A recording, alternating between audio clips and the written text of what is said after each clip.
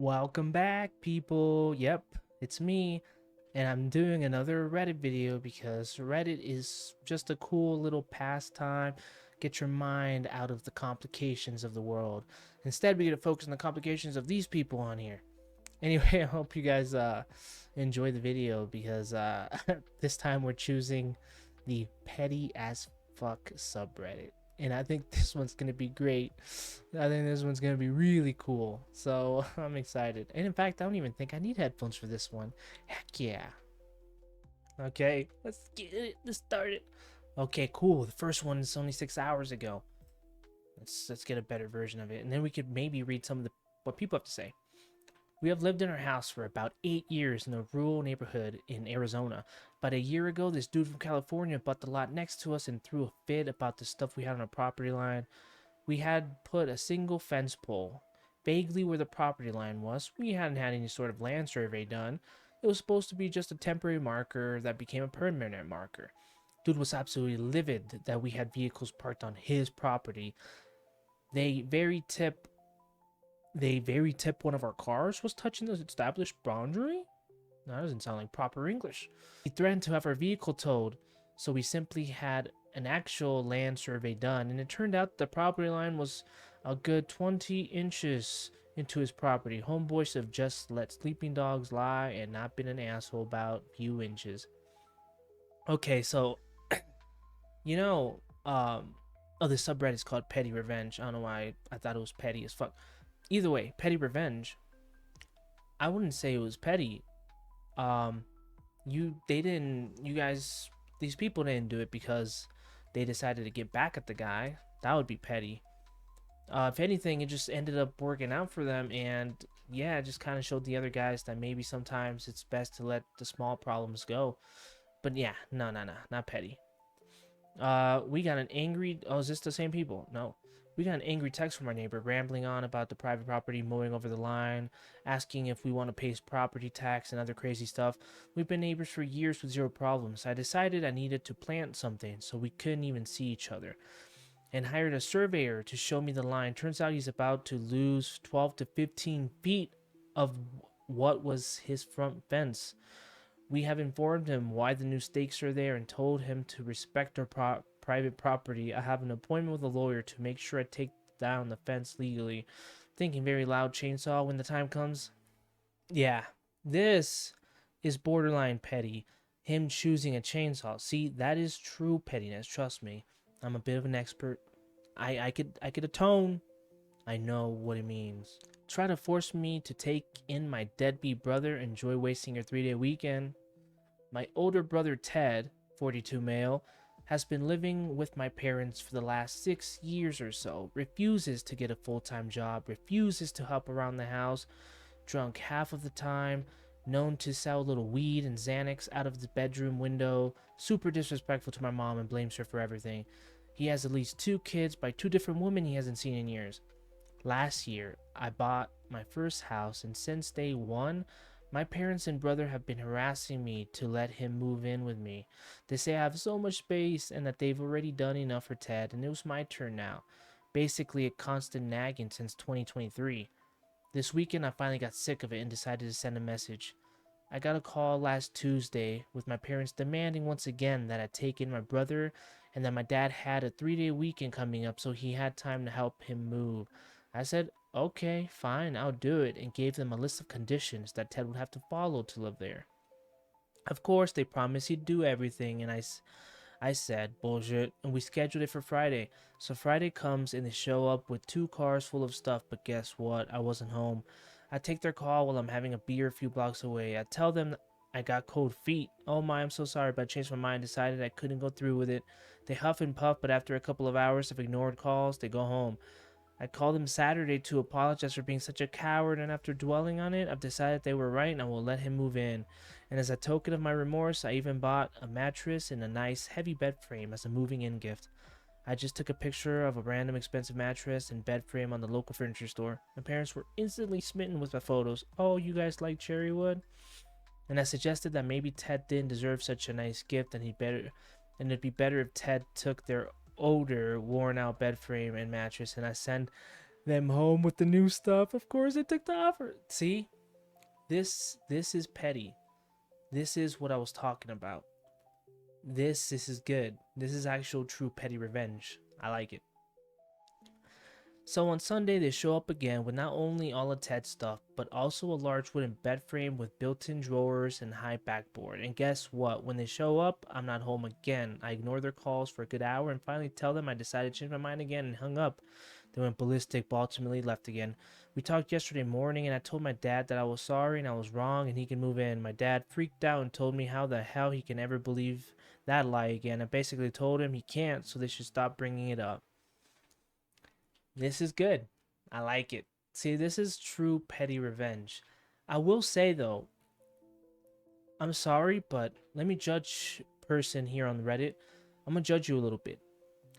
That is a very toxic relationship you have with your parents, your brother, your whole family. You guys are old. Like, chances are you're probably almost as old as your brother because it's very unlikely. I mean, it's possible, but you're very unlikely to have this huge age gap. And you are a grown ass man or woman, and you are playing this game.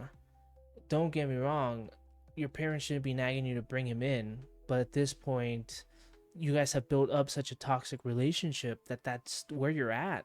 That is actually where you're at. So, yeesh. You got the temporary win, but ultimately in the war, you lose, bud.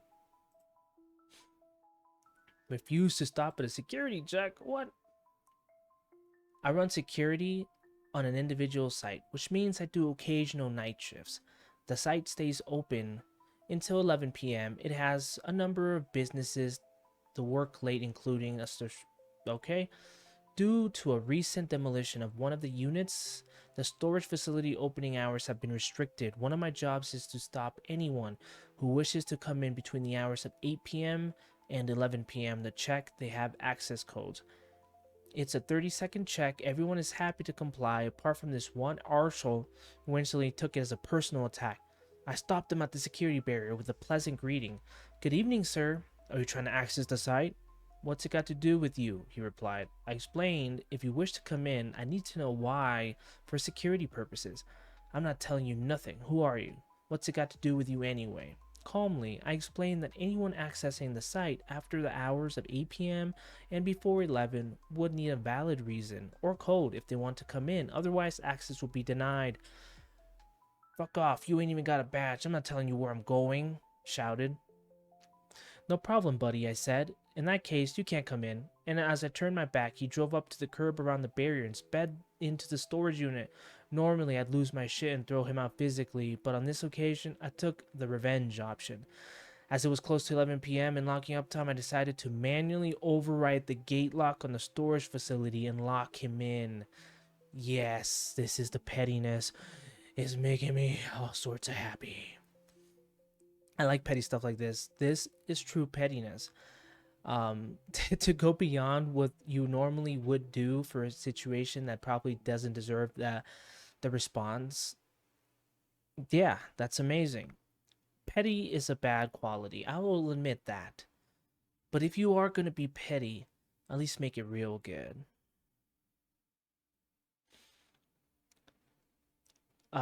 It took around 40 minutes for my phone to start ringing.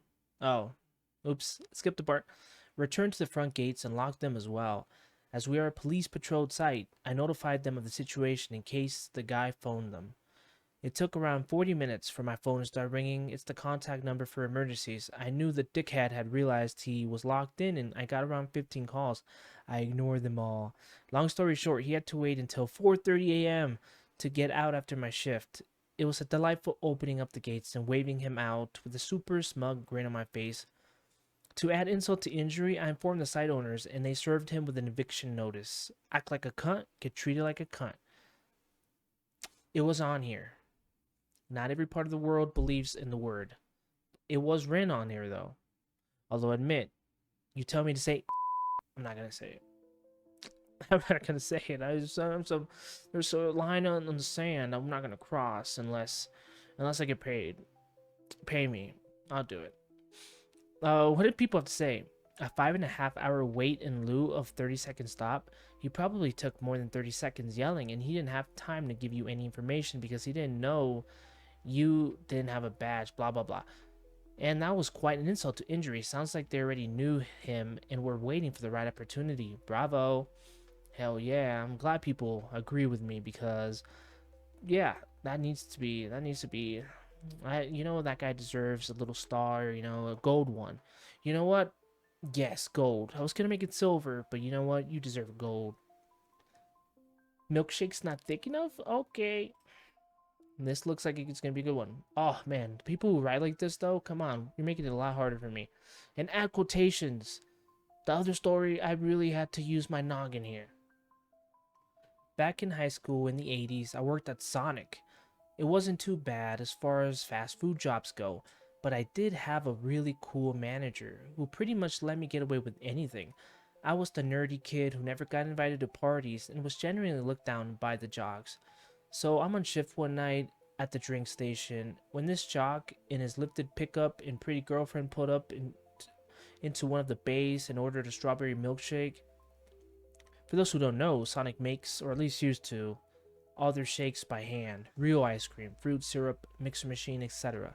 So I made the shake as per normal proportions and sent it out. The car hop brought it back telling me the guy said it didn't have enough strawberries. No problem, I added another scoop or two, mixed it in, sent it back out. It quickly became apparent that he was trying to be a big shot for his girl by messing with me, as he did this several more times. Finally, the shake comes back with the complaint that it's too thin. No shit, dumbass. So I looked across the room at my manager and gave him the look. Anyone who knew me knew something was about to go down. Everyone at the store watched as I removed the straw, wiped it off, folded it over, put a staple in it, and sent it back out. Everybody in the store, even the cooks in the back, rushed to the window to watch what happened next. We were all laughing our asses off, and the car hop gave him his shake, and he started sucking on the straw and sucked some more. Finally, he pulls out the straw and sees what I had done. He throws the shake on the ground and peels out the bay and drives off. High fives all around. Edit for those whose native language doesn't seem to be English. I put the staple in the straw. By in the straw, I mean I stapled the straw shut. I guess a lot of people had questions, and they thought he had put it in the straw so it would get sucked up. I guess. Um, that is quite the reach, I'll admit. But yeah, that was great. That's good. Ooh, had to change the light a little bit. Felt like I was getting super red, and I still might. In fact, this might exactly be the same. I don't even know. The lights are a little funky, aren't they? Good job, guy, though. But I will admit, though, here's the thing. That's not gonna fly by nowadays when you got lawsuit after lawsuit after lawsuit. You're getting sued. Definitely. In fact, you might even get jail time for attempted murder. But good job anyway. Yeah, it was good. It was good.